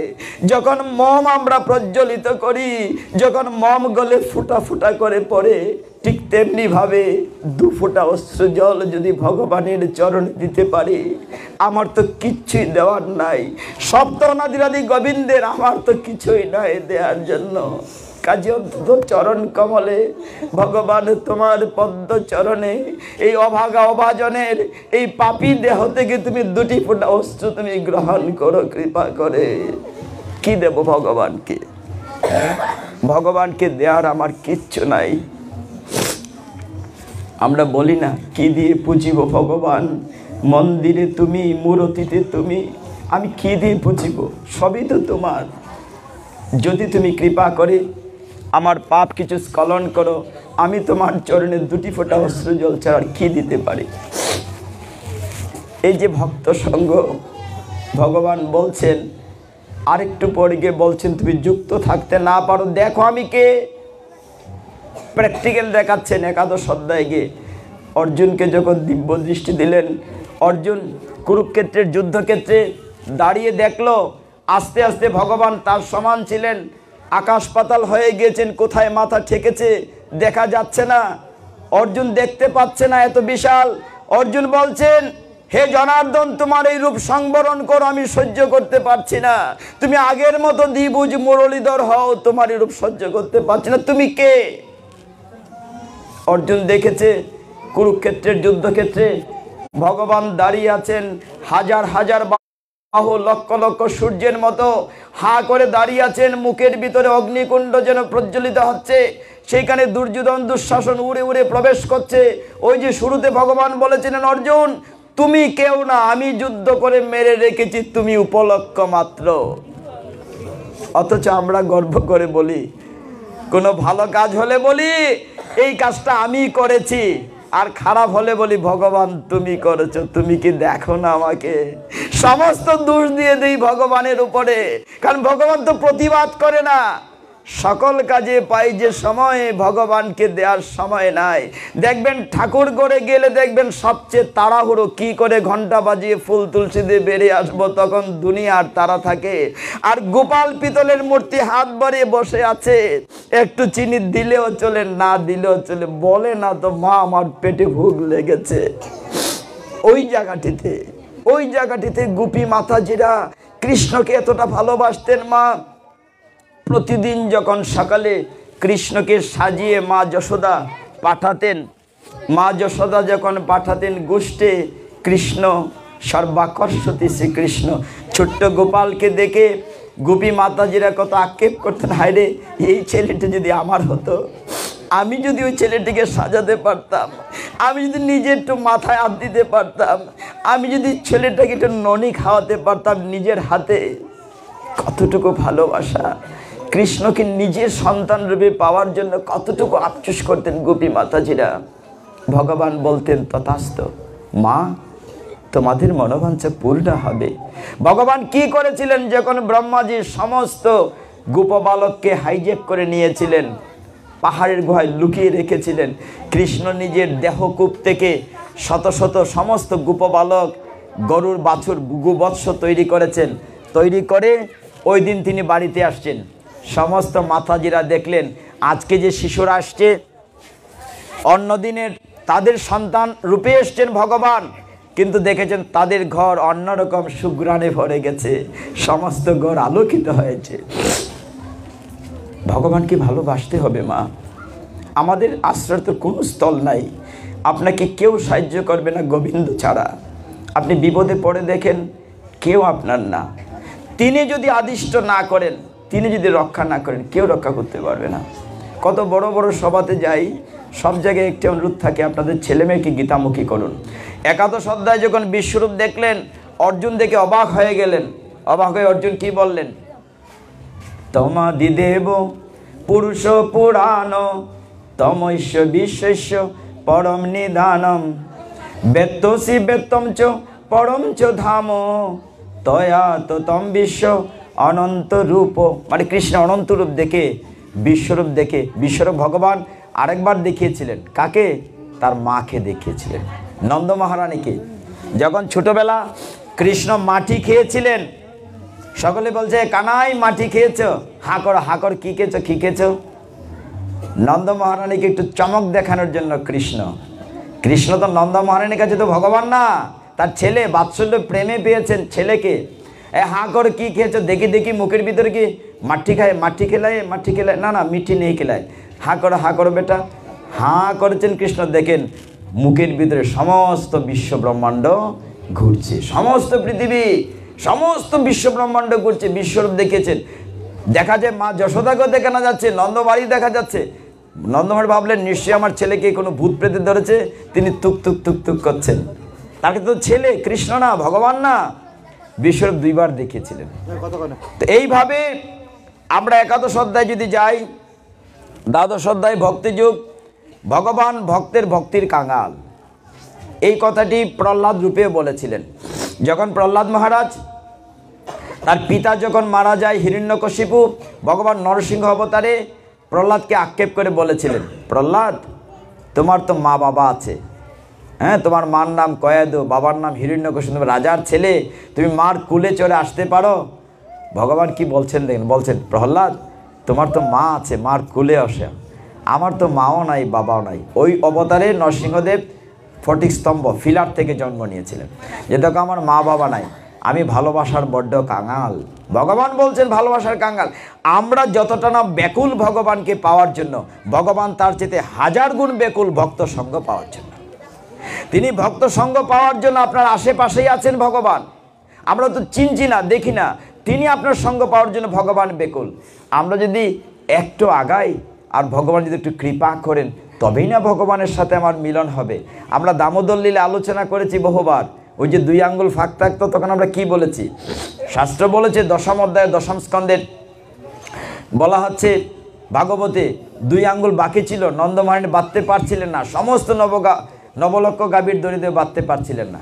কেন? শাস্ত্র বলছে আপনি যদি ভগবানকে ভালোবেসে 1 আঙ্গুল এগিয়ে যান, আর ভগবান যদি কৃপা করে আরেক আঙ্গুল নিচে নামেন, তবেই 2 আঙ্গুলের মিলন হবে, নাইলে হবে না। ভগবানকে পেতে গেলে কঠিন কিছু লাগে না, শুধুমাত্র পত্র পুষ্প দিলেই চলে, তাই না মা? নবম অধ্যায়ে ভগবান বলেছেন পত্রং পুষ্পং ফলং তুয়ং ইউমে ভক্তা প্রযচ্ছতি। তবে ভক্তি সহকারে দিতে হবে, ভক্তি সহকারে। ভগবান ভক্তির কাঙাল। একবার কি হয়েছে, ভগবানের পরিবার কত বড় ছিল? ভগবানের পরিবার ছিল অনেক বড়। তখন তিনি দ্বারকার রাজা, 16,108 মহিষী ছিল। ভগবান একই সাথে সকলের সাথে থাকতেন। আপনারা রাসলীলায় দেখেছেন না, ভগবানের বয়স তখন 9-10 বৎসর। তখন ভগবান যখন রাসলীলা করেছিলেন, এই অগ্রহায়ণ মাস শুরু হয়েছে, অগ্রহায়ণ মাস, কার্তিক শেষ না? অগ্রহায়ণ মাসকে সনাতন শাস্ত্রে বলা হয় মার্গশীর্ষ মাস। মার্গশীর্ষ মাস কেন? অগ্রহায়ণ মাসের 1 তারিখ থেকে গোপী মাতাজিরা, গোপী বালিকারা, ছোট বালিকারা যমুনাতে স্নান করতেন, প্রতিদিন কাত্যায়নী ব্রত করতেন মাঘ মাসের অগ্রহায়ণ মাসের 1 তারিখ থেকে। এই জন্য মার্গশীর্ষ মাস। কেন কাত্যায়নী ব্রত করতেন? কৃষ্ণকে, নন্দদুলালকে স্বামীরূপে পাওয়ার জন্য। স্বামীরূপে পাওয়ার জন্য গোপী বালিকারা বিশুদ্ধ চিত্তে, আমাদের প্রেম না, চৈতন্য চরিতামৃতে কি বলছে যে আত্মেন্দ্রিয় প্রীতিবাঞ্ছা বলিতারে ক্রাম, আর কৃষ্ণেন্দ্রীয় প্রীতিবাঞ্ছা ধরি প্রেম নাম। আমার দেহের জন্য যা কামনা বাসনা, এটা কাম, এটা প্রেম না। আর কৃষ্ণের সাথে যেটা ভালোবাসা, এটা হচ্ছে প্রেম। গোপী বালিকারা ভগবানকে স্বামীরূপে পাওয়ার জন্য অগ্রহায়ণ মাসের 1 তারিখে ব্রতটা করেছিল। ভগবান খুশি হয়ে তাদেরকে আশীর্বাদ করেছিলেন, পরবর্তী শ্রাবণ পূর্ণিমায়, রাস পূর্ণিমায় তোমাদের মনোবাঞ্ছা পূর্ণ হবে। রাস পূর্ণিমায় লক্ষ লক্ষ হাজার হাজার গোপী মাতাজিরা, গোপী বালিকারা ভগবানকে পেয়েছিলেন কিনা? রাসবেলায় প্রত্যেক সখীরাই ভেবেছে কৃষ্ণ আমার সাথে আছে, প্রত্যেকেই দেখেছে কৃষ্ণ তার সাথে আছে, প্রত্যেকেই দেখেছে তার সাথে আছে। তাহলে কৃষ্ণ সকলের সাথে ছিলেন।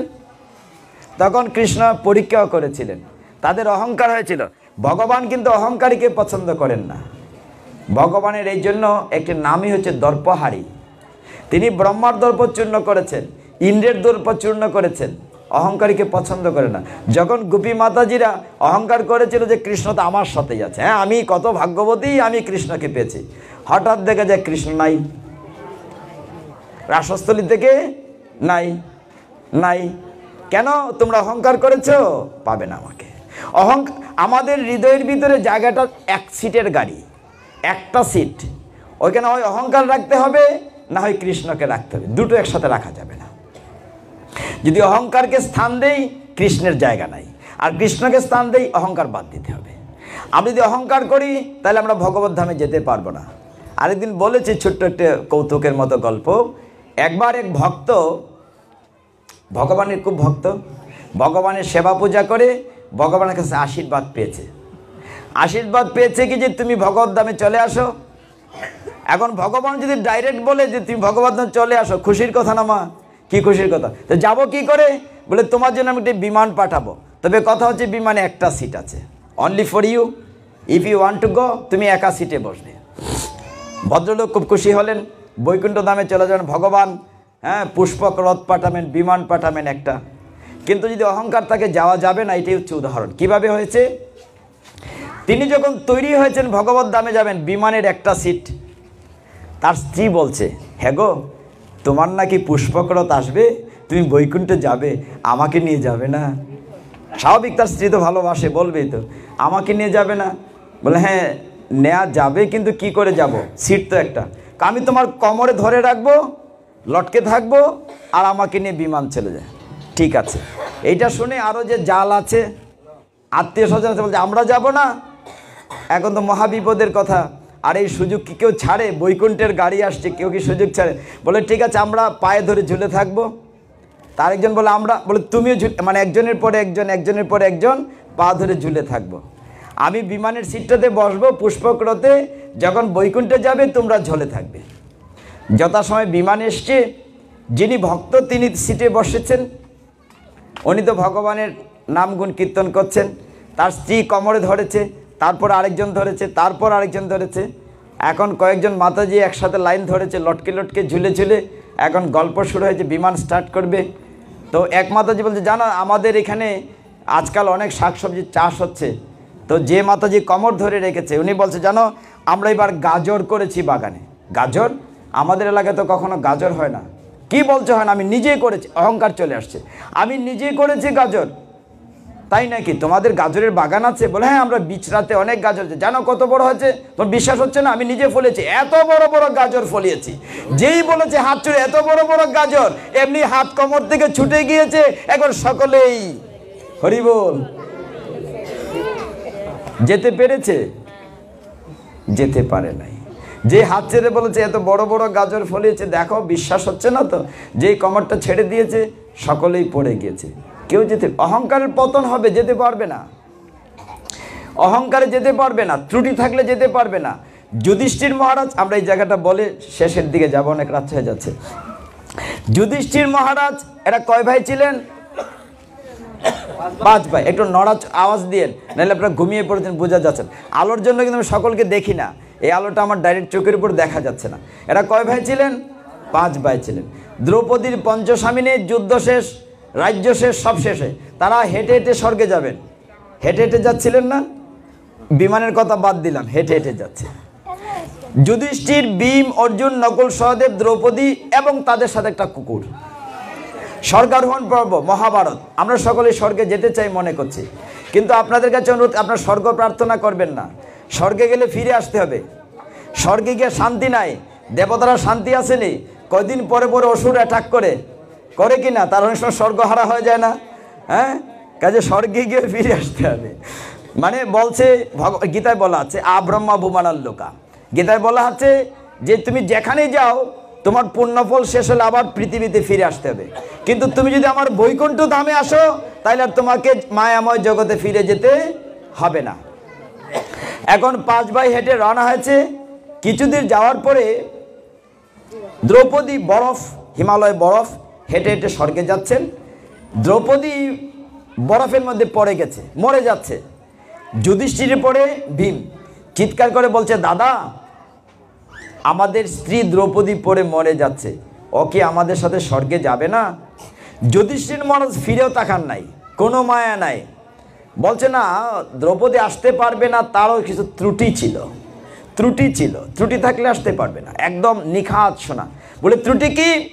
আমাদের 5 ভাইয়ের সে স্ত্রী পাঞ্চালী, কিন্তু সে অর্জুনকে একটু বেশি ভালোবাসত, তার প্রতি দুর্বলতা বেশি ছিল, কাজে ওইখানে ভালোবাসাতে সমান ছিল না। এই ত্রুটির কারণে সে আসতে পারবে না। কিছুক্ষণ যাওয়ার পরে সহদেব পড়ে গেছে। সহদেব কিন্তু যুধিষ্ঠির ভীমের আপন ভাই না, স্টেপ ব্রাদার, মাদ্রির সন্তান। যুধিষ্ঠির ভীম অর্জুন কুন্তির ছেলে, আর নকুল সহদেব মাদ্রির ছেলে। তো সহদেব পড়ে গিয়েছে। তো ভীম চিৎকার করে বলছে, দাদা এই সহদেব কি আসবে না? তুমি তাকে কত আদর করতে, ওই যে পুকুর পাড়ে মরে গিয়েছিল তাকে তুমি বাঁচিয়েছিলে না, ও আসতে পারবে না। ওর অহংকার ছিল কি, যে সহদেব ভাবতো, সহদেবের চেহারাটা নায়কের মতো, যে আমার মতো সুন্দর বোধহয় পৃথিবীতে কেউ নাই। এই কারণে ওই সুন্দরের অহংকারের কারণে তার পতন, আসতে পারবে না। কতক্ষণ পরে নকুল পড়ে গিয়েছে, জিজ্ঞাসা, দাদা ভীম চিৎকার করে বলছে, দাদা এই নকুল কি আসবে না? বলে তার অহংকার ছিল, সে গণনা জানতো, জ্যোতির্বিজ্ঞান জানতো, চিকিৎসা শাস্ত্র জানতো, তার ভিতরে অহংকার ছিল যে আমার মতো বোধহয় জ্ঞানী কেউ নাই। ওর তো রূপের অহংকার, ওর জ্ঞানের অহংকার ছিল, আসতে পারবে না। কিছুক্ষণ পরে অর্জুন পড়ে গিয়েছে। ভীম জিজ্ঞাসা করে, দাদা যার গান্ডীব মানে ধনু, যার ধনুর উপরে ভর করে তুমি যুদ্ধ জয় করেছো, সে অর্জুন কি আসতে পারবে না? অর্জুন যে পড়ে গেল। বলে তার অহংকার ছিল কি, অর্জুন ভাবতো তার মতো যোদ্ধা বোধহয় পৃথিবীতে নাই, তার মতো তীরন্দাজ বোধহয় পৃথিবীতে নাই, কিন্তু তার চেয়ে শ্রেষ্ঠ তীরন্দাজ ছিল একলব্য। নাম শুনেছেন? একলব্য? হ্যাঁ, কাজে তোমার চাইতে, অর্জুনের চাইতে বড় ধনুর্ধর ছিল একলব্য। আমি দিকে যাই না, সময় লাগবে। অর্জুনও পড়ে গেল। কতক্ষণ পরে ভীমের পা বরফে ডুবে গেল। সে চিৎকার করে বলল, দাদা আমি কি আসতে পারবো না? আমিও যে ডুবে যাচ্ছি। বলে না, তুমি আসতে পারবে না। তোমার ভিতরে অহংকার ছিল মত্ত হস্তির মতো, তুমি খেতে পারতে বেশি, তোমার নাম ছিল বৃকদর, তুমি মনে করতে তোমার মতো শক্তিশালী নাই। মনে আছে মহাভারতে একটা পর্বে তোমার ভাই হনুমান, বৃদ্ধ হনুমানের লেজি তুমি তুলতে পারো নাই। কাজে অহংকারে আসতে পারবে না। যখন একদম কাছে গেলেন, স্বর্গে ঢুকবেন, তখন পাহারাদার আটকালো যুধিষ্ঠিরকে, যে তুমি যেতে পারবে, কুকুর যেতে পারবে না, স্বর্গে কুকুরের পারমিশন নাই। যুধিষ্ঠির মহারাজ বসে পড়লেন, বললেন তাহলে আমিও যাব না। এটা ধর্মরাজ পরীক্ষা করছেন কুকুর সেজে, কতটুকু ধার্মিক যুধিষ্ঠির মহারাজ, যে তুমিও যেতে পারবে না। কেন? আমি যাব না, এই কুকুরটি এত পথ আমার সাথে এসেছে, আমি হয় তাকে নিয়ে যাব, নাহলে আমি যাব না। তখন পরীক্ষায় পাশ করলেন যুধিষ্ঠির মহারাজ, ভিতরে গেলেন, গিয়ে দেখলেন দুর্যোধন দুঃশাসন ওরা স্বর্গে বসে আরাম করছে। তিনি দেবরাজ ইন্দ্রকে জিজ্ঞাসা করলেন, আমরা হচ্ছে পুণ্যবান লোক, ওরা হচ্ছে পাপিষ্ঠ লোক, আমার ভাইরা কই, আমার স্ত্রী কই? আছে আছে আছে, পাওয়া যাবে। ওরা এসে বসলো যে এখানে। তখন দেবরাজ বললেন, আমাদেরকে নিয়ম আছে। নিয়মটি কি? প্রতিটি মানুষ পাপও করে পুণ্য করে, যার পরিমাণটা কম এটা আমরা আগে দেই। ওর পুণ্যের পরিমাণ কম, একটু স্বর্গসুখ দিচ্ছি, তারপরে পাপের পরিমাণ বেশি, নরকে দেব। যুধিষ্ঠির মহারাজ বললেন, আমার ভাই কই, স্ত্রী কই, আমি একা স্বর্গে যাব না। তো ঠিক আছে, তো চলেন আপনাকে দেখায় আনি কোথায় আছেন। তখন যুধিষ্ঠির মহারাজকে নিয়ে কি করা হলো, 2 জন সিকিউরিটি দেওয়া হলো, দেবদূত দেওয়া হলো, তারা যাচ্ছে। যতই যাচ্ছে যুধিষ্ঠির দেখা যায় অন্ধকার, আরেকটু যাচ্ছে অন্ধকার, আরেকটু যাচ্ছে মানে দুর্গন্ধ, পচা মানুষের হাড় গুড় পড়ে আছে।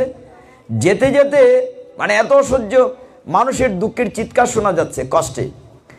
নরকের কাছে চলে গেছে, অন্ধকার। যুধিষ্ঠির মহারাজ বললেন যে আমি আর যাব না, ঘুরে যাব। তখন সাথে যে দুজন ছিল, ঠিক আছে ফিরে চলেন। দেবরাজ আদেশ দিয়েছে যখন আমরা ভালো লাগবে না ঘুরে যাবেন। এমন সময় পিছন থেকে চিৎকার করছে নরক থেকে, হে মহারাজ যাবেন না, দাদা যাবেন না। তার ভাইয়েরা চিৎকার করছে, স্ত্রী চিৎকার, দাদা আমাকে ফেলে যাবেন না। আপনার মতো ধর্মপ্রাণ ব্যক্তির গায়ের বাতাস লেগে আমরা কষ্ট থেকে মুক্তি পেয়েছি। চিন্তা করেন, মানে ভক্ত সঙ্গ বলছে যুধিষ্ঠির মহারাজকে যে আপনার মতো ভক্তের গায়ের যে বাতাস লেগেছে নরকের এই দিকটা দেখেন বিশুদ্ধ হয়ে গেছে, আপনার গায়ের বাতাসে আমরা কষ্ট থেকে ভুলে গেছি, হরি বল। কাজেই আপনি যাবেন না। তিনি যখন ফিরে যাবেন তখন ধর্মরাজ তিনি দেবরাজকে জিজ্ঞাসা করলেন এইরকম হলো কেন। গিয়ে দেখেন ভাই স্ত্রী ফিরে এসছে। বলে আপনার জীবনে একটা ভুল করেছিলেন, আপনি একটা মিথ্যে কথা বলেছিলেন। এই যে নরকটা দেখেছেন এটা আর্টিফিশিয়াল, মানে কৃত্রিম নরক দেখানো হয়েছে। অশ্বত্থামা হত ইতি গজ, দ্রোণাচার্যের ছেলেকে দ্রোণাচার্যকে মারার জন্য আপনি একটা মিথ্যে বলেছিলেন। ইতি গজ, আপনার দলে একটা হাতির নাম ছিল অশ্বত্থামা। এই অল্প মিথ্যে বলার জন্য আপনাকে নরক দর্শন করতে হয়েছে। এটার মানে কেন বললাম কথাটি, কর্মফল আপনাকে আমাকে মাপ দেবে না, আমার অহংকার আমাকে ভালো পথে যেতে দেবে না, আমাকে অহংকার ত্যাগ করতে হবে। আমরা গীতা থেকে আর একটা শ্লোক বলে শেষ করি। ভগবানকে যখন অর্জুন বিশ্বরূপ দেখালেন, অর্জুন তার শিষ্যত্ব বরণ করলো। বরণ করে কি বলল, এবার তুমি যা করতে বলবে আমি তাই করব, করিষ্যে বচনং তব। ভগবান কি বললেন যে তুমি যুদ্ধ চ মাম অনুস্মর, তুমি যুদ্ধ করো আমাকে স্মরণ রেখে। যুদ্ধ মানে কুরুক্ষেত্রের যুদ্ধ নামা। আমরা যে সংসারে আছি এটা তো যুদ্ধক্ষেত্র। কালকে গীতা বাজার আইতো, ছেলেটা যে ঢাকা পড়তেছে বিদেশ কেমন আছে, মেয়েটার যে বিয়ে দিছি শ্বশুর বাড়িতে কেমন আছে, কত দুশ্চিন্তার ভিতরে থাকি না আমরা। এইটি হচ্ছে যুদ্ধ। ভগবান গীতায় বলছেন সর্বেষু কালেষু মাম অনুস্মর যুদ্ধ চ, তুমি সবসময় সর্বেষু কালেষু তস্মাৎ সর্বেষু কালেষু। এই কথাটা তিনি অষ্টম অধ্যায়ের 9 নম্বর শ্লোকে বলেছেন, অক্ষর ব্রহ্মযুগে বলছেন তস্মাৎ, অতএব সর্বেষু কালেষু সব সময়, মাম অনুস্মর আমাকে স্মরণ করো আর যুদ্ধ করো। এই সংসার যুদ্ধ করব কাকে স্মরণ করে, ভগবানকে। আমরা যদি কথাগুলা এখানে রেখে চলে যাই তাহলে তো কোনো কাজে লাগবে না। আমি কতক্ষণ গীতা নিয়ে আলোচনা করলাম, আমরা চলে গেলাম থাকলো না, তাহলে তো হবে না। মনে রাখতে হবে ভগবান কি বলছেন, যুদ্ধ চ মাম অনুস্মর, তুমি আমাকে স্মরণ করে এই যুদ্ধে থাকো। অর্জুন তাই করলো। তখন তাকে ভগবান 18 অধ্যায়ে জিজ্ঞাসা করলেন 52 শ্লোকে গিয়ে, অর্জুন তোমার কি মোহ দূর হয়েছে? কত বড় শিক্ষক ভগবান। একজন টিচার যেমন ক্লাসে পড়ায় আবার জিজ্ঞাসা এই অঙ্কটা নিয়ে বুঝছো না, হইলে কো আমি আবার বুঝাই। ভগবান অর্জুনকে বলছেন, অর্জুন তোমার কি মোহ দূর হয়েছে, তুমি কি বুঝেছ? অর্জুন বলছে, হে জনার্দন আমি এখন সামনে আর কাউরেই দেখি না, আমি কোনো আত্মীয় স্বজন দেখি না, আমি কিচ্ছু দেখি না। এখন তুমি যা করাও, তুমি যা বলাও, তুমি যেমনে চালাও আমি তেমনি চলি। এই জায়গাটিতে আসতে হবে। আমাদের কারো কিছু বলার ক্ষমতা নাই। আমরা যে বর্ষটি উঠতে পারবো কেউ নিশ্চয়তা দিতে পারি না। তিনি যদি চালান তবেই আমি চলি। এই জায়গাটিতে থাকলেই ভগবান কি বলছেন, যে তুমি আমার কথা স্মরণ করে যুদ্ধ করো।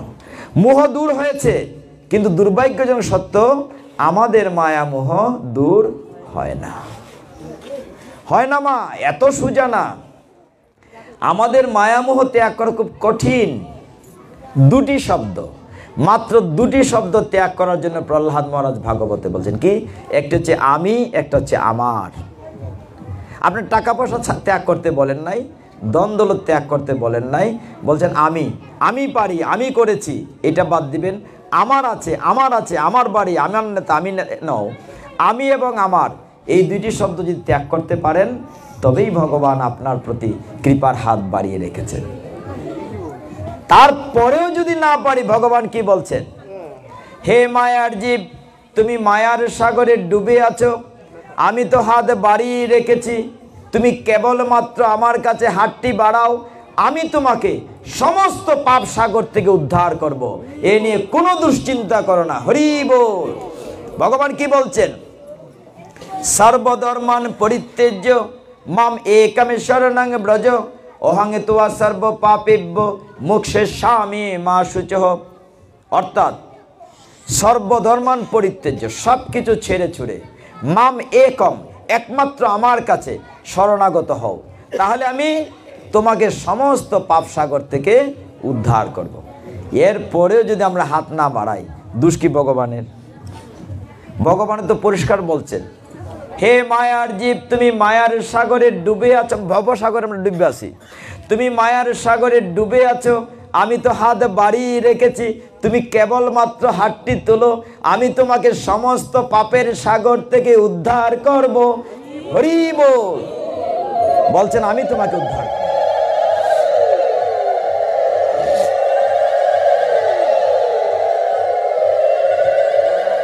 কটা বাজে? বন্ধ করে দে। তো এইভাবে আমরা শেষ করে দেব। আসলে আপনাদের কষ্ট হচ্ছে কিনা বুঝতে পারছি না, কিন্তু আপনারা চুপচাপ বসে আছেন, বোঝা যাচ্ছে না কষ্ট হচ্ছে না, নিরিবিলি আছেন।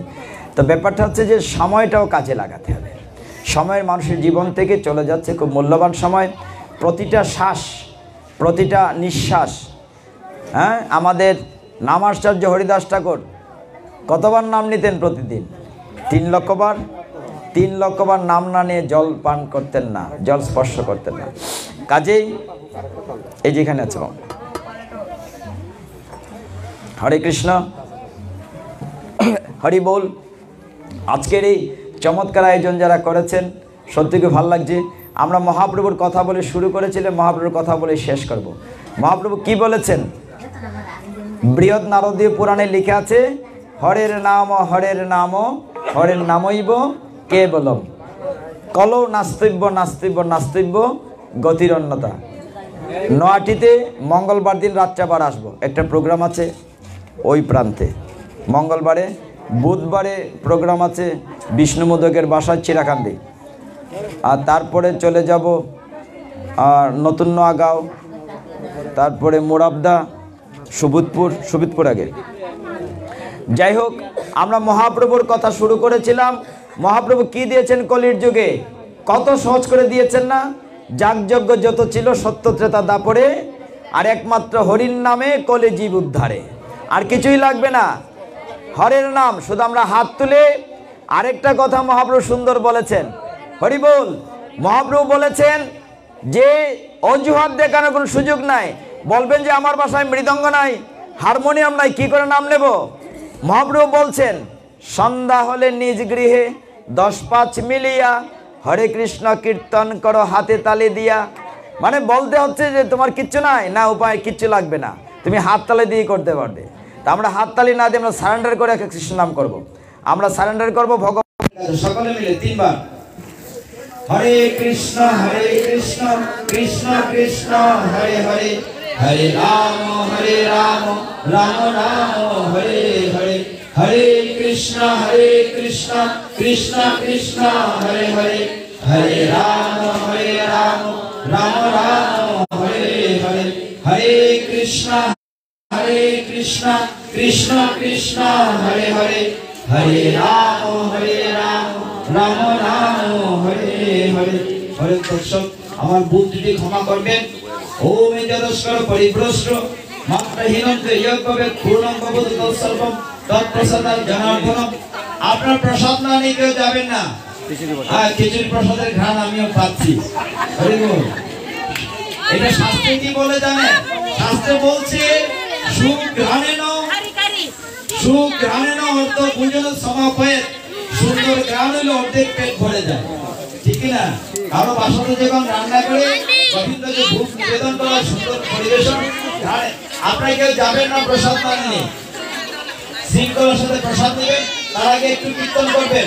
হরি বল। একটু কীর্তন করবেন।